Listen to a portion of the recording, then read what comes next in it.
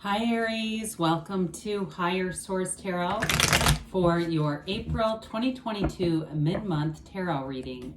This is a reading for all Aries, Sun, Moon, Rising, and Venus. Happy birthday to all of you Aries sun signs out there. I am also a sun sign, Aries sun, and my birthday will be later on this week, April 14th. So I hope you're all enjoying this season. It's absolutely beautiful, isn't it? And if you are new here, welcome to you. I post new readings on Friday, then again on Monday. So if a reading doesn't resonate, come back in a couple of days. Just don't ever try to make it fit. You can watch a new reading. It's always somebody's reading, not always everyone's.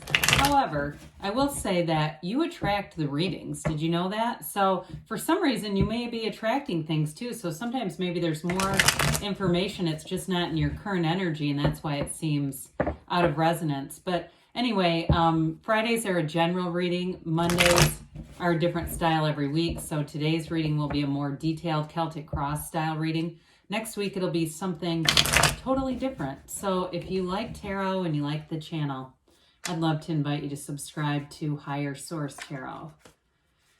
What advice do you have for Aries, Sun, Moon, Rising, and Venus? What does Aries need to know, please, for the best and highest good of all concerned with Aries? Messages for Aries, please. All right, we'll start with the tarot and then we'll have the angel answers. Your current situation is the Six of Pentacles. The immediate influence is the Seven of Cups. You've got the Nine of Wands in your subconscious. The Eight of Swords, that's interesting. Eight of Swords in the distant past. Nine of Swords. Okay, we have 78 cards here. So when they come out in alignment, that's important. Nine of Swords in the more recent past. The Lovers is coming towards you. You're represented by the Four of Pentacles. The Knight of Pentacles is the person or situation you're attracting. Knight of Wands is in your hopes and fears. Seven of Pentacles in the outcome, but I like it. Now, the bottom of the deck here, we have the King of Cups, the Three of Cups, and the Hermit. We have Virgo, Gemini here. We have water, quite a bit of water here, earth, air, and fire. We've got all the elements. Well, I feel like I've got to tell you this. If you know, there's something that you're leaving in terms of a restricted energy, like if you had a really bad breakup or some kind of a situation that was an absolute gut punch, you have, in terms of a relationship, you have somebody coming in here and it's serious and they are going to pursue you. I mean, I feel like they have this almost relentless energy, especially if you're not very open to it.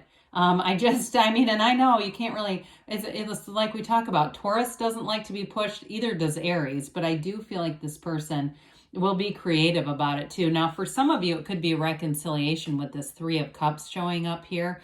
The Three of Cups, King of Cups is really a nice energy for love. And we'll talk about money too, because you have nice aspects with that as well. But and you actually have quite a bit. I mean, half the reading probably is Pentacles. So, but this is important, and this is what came through immediately. I feel like with this King of Cups, you've got an absolute confidant here. So even if it's a reconciliation, I do feel like part of the issue with not just moving on and just making it a clean break is there's something about that piece of being a confidant, being able to tell each other everything.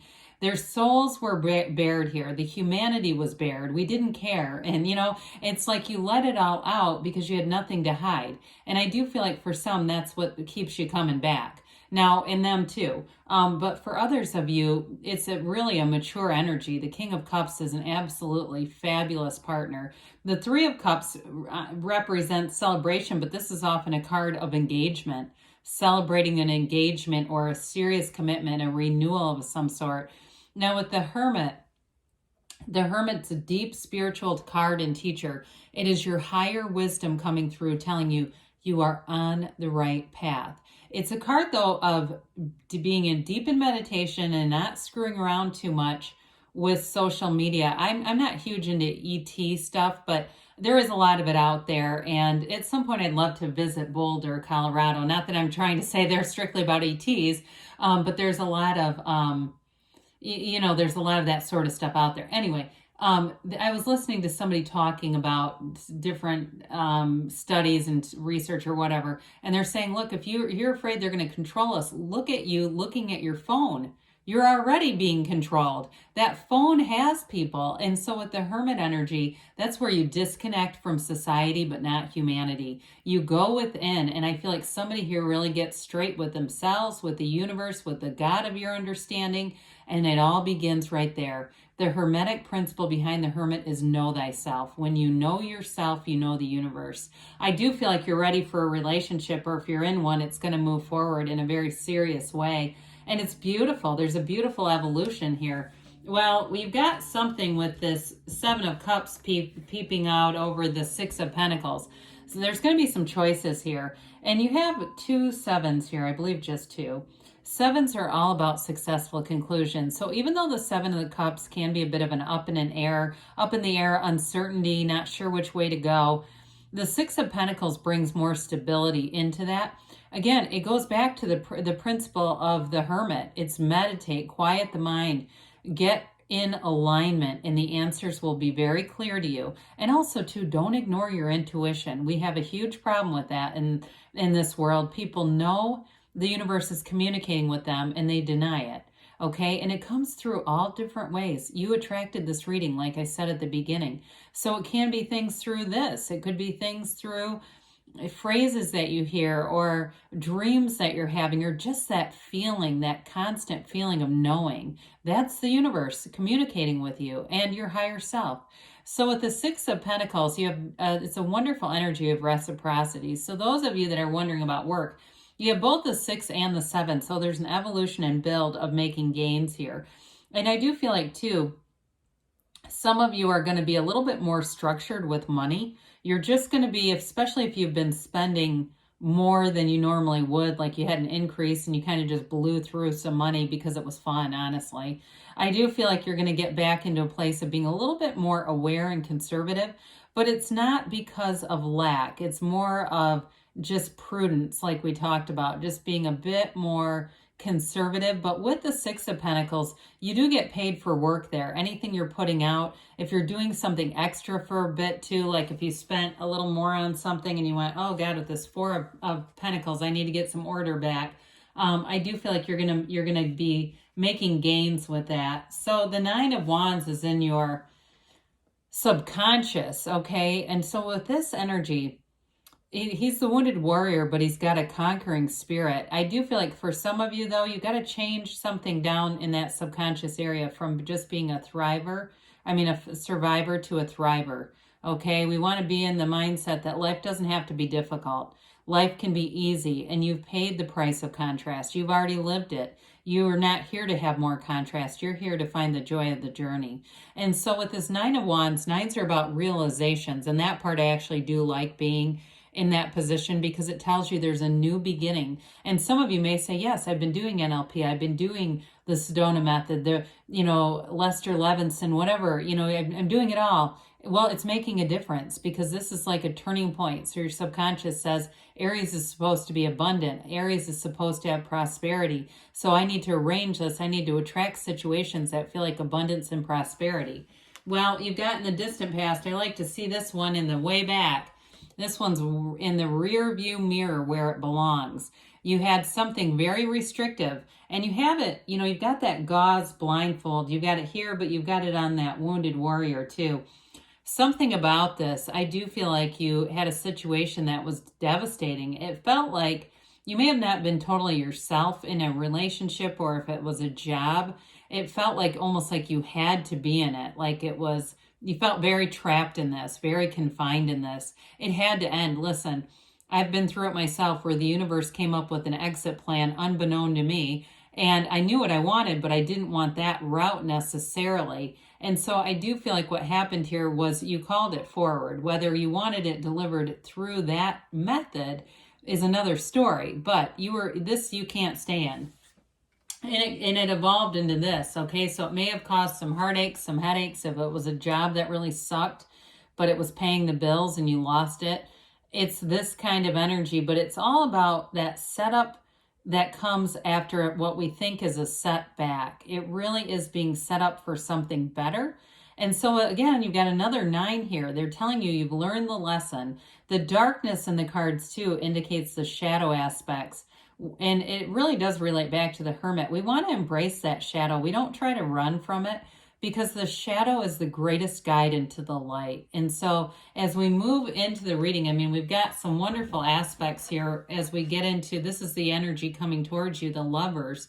But when you see it with this King of Cups and Three of Cups together, you've definitely got love coming in here. Now, those of you, this is your sun sign, it's a really nice opportunity for people who have been wanting to find, make a connection with you again, even if it wasn't somebody you dated. I do feel like there is some kind of past connection coming through. Now, the Lovers is an absolutely beautiful card of healing.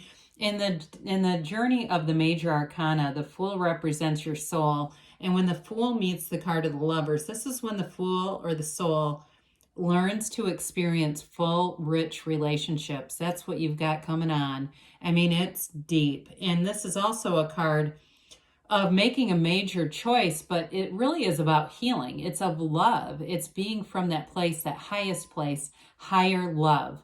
Okay, and so go out and listen to the Whitney Houston remix if you want to do that, or the Steve Winwood original. If you go into a store and it's on and it's higher love, they're talking to you. This is also a card of dream interpretation, so be aware of that, because the universe will communicate. In a relationship, though, it's overcoming challenges, okay? This mountain in the backdrop. Often when we see mountains, that's what that has to do with.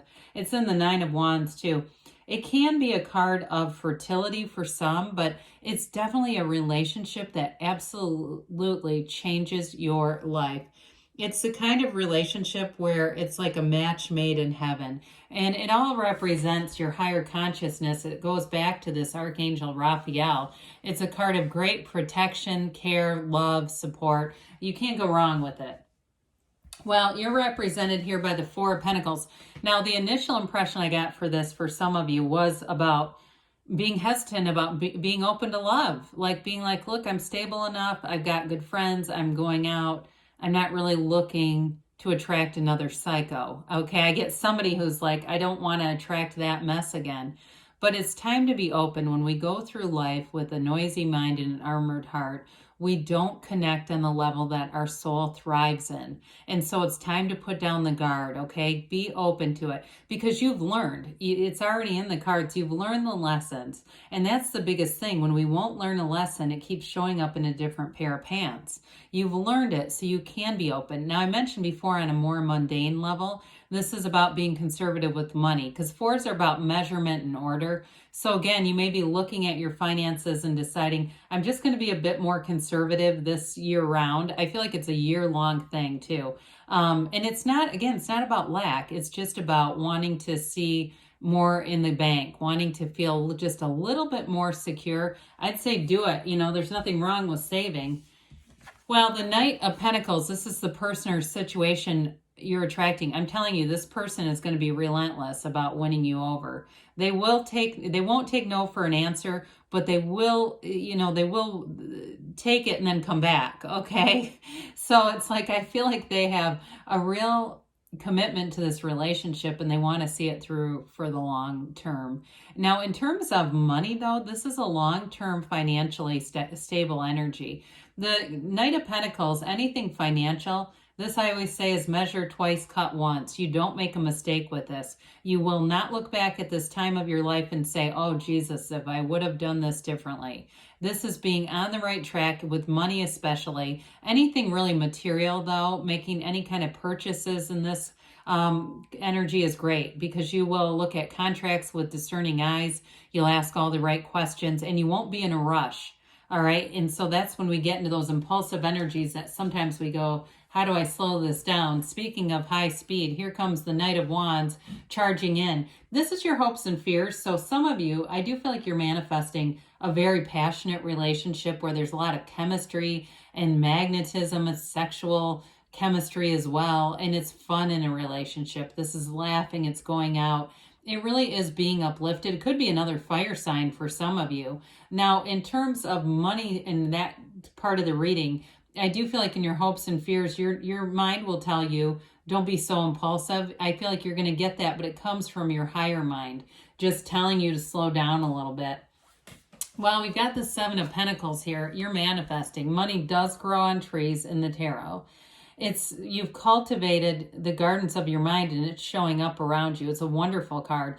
It is a card, it can be of like what's next, what's coming next, but I feel like it's with an expectant energy. Like you know something good is on the way and you're seeing it in smaller increments, but here it comes. So, you know, if it begins with a text, it turns into a long-term commitment. If it begins with, you know, an extra $20 in the coat pocket, all of a sudden I get $2,000. That's the number I hear, $2,000. So you're definitely making gains with this. Sevens are always about successful conclusions. So let's see here what the angels have to say for Aries, please. Messages for Aries. What else does Aries need to know, please? For the best and highest good of all concerned with Aries. All right, you have here peaceful resolution. Well, I like that with the energy in the past. Improving health, mind, body, spirit connection awaits. And you've got let go and let the universe, let go and let God, if you like it that way. They say take action. Shouldn't be too hard. And they give you a yes. Good things are on the way for you, Aries. I love you, and I'll be back again soon.